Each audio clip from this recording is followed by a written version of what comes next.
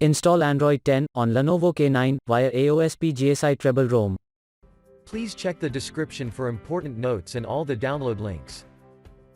First download ROM and GApps packages, then transfer the downloaded files to the phone storage, link is in the description below. Step 2. Boot your device into TWRP recovery. Once in TWRP, click on Wipe, Advanced Wipe, and select the check boxes, as shown in the image, excluding internal storage. Step 4. Swipe the button to wipe the device.